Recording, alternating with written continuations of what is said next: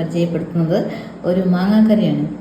മാങ്ങാക്കറി എന്ന് പറഞ്ഞാൽ മാമ്പഴ പുളിശ്ശേരി ഇല്ല, നമ്മൾ അങ്ങനെയും പറയും, മാങ്ങാക്കറി എന്ന് പറയും. ഇത് നല്ല നാടൻ മാങ്ങയാണ്, കുഞ്ഞി മാങ്ങ കണ്ടോ. ഇതൊന്ന് കഴുകി വൃത്തിയാക്കിയിട്ട് ഇതിൻ്റെ തൊലിയൊക്കെ പോക്കി അതിൻ്റെ കാമ്പ് മാത്രം എടുക്കണം.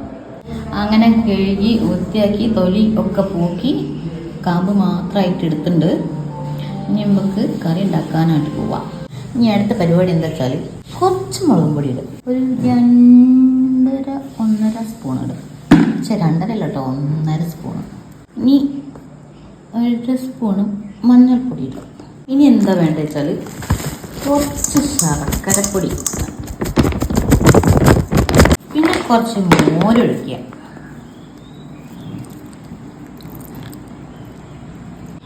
ഇനി 1/2 പാട്ട വെള്ളം. ഇനി മൊത്തത്തിൽ നമുക്കൊന്ന് മിക്സ് ചെയ്ത് വെക്കാം. എന്നിട്ട് അടുപ്പത്തേക്ക് അങ്ങോട്ട് വെക്കാം.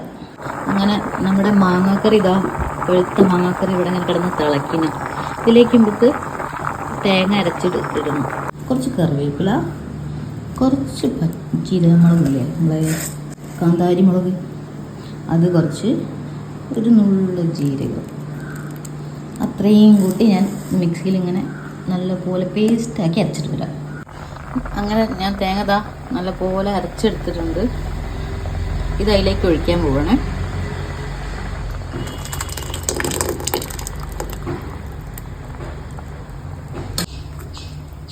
ഇളക്കി കൊടുക്കാം.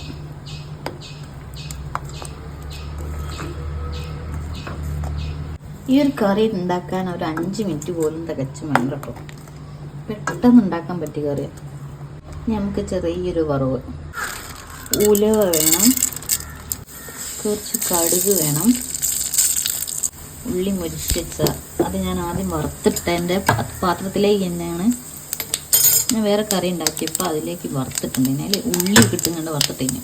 അപ്പോൾ അതിൻ്റെ ഉള്ളി കഷ്ണം ചെറിയ കഷ്ണങ്ങൾ അവിടെ എടുക്കുന്നുണ്ട്. അത് കണ്ട് തെറ്റിദ്ധരിക്കണ്ട കേട്ടോ. അതും കടുകും ഉലുവയും കിടന്ന് അങ്ങനെ പൊട്ടുന്നുണ്ട്. ഇനി അതിലേക്ക് കുറച്ച് വറ്റൽമുളക് എല്ലാം പൊട്ടിക്കഴിഞ്ഞ് നമുക്ക് ഇതിൻ്റെ അകത്തേക്ക് ഒഴിച്ച് വെക്കാം. ഒന്ന് ഇളക്കി കൊടുക്കാം. അങ്ങനെ നമ്മുടെ കറി ഇവിടെ റെഡിയായി. മാമ്പഴ പുളിശ്ശേരി എന്ന് പറയും, നിങ്ങളെ ഭാഷയിൽ എന്ത് പറയും? നല്ല പഴുത്ത മാങ്ങാക്കറി എന്ന് പറയും. നല്ല ടേസ്റ്റാണ് മക്കളെ, ഒന്നുണ്ടാക്കി കഴിച്ചോളുണ്ടു.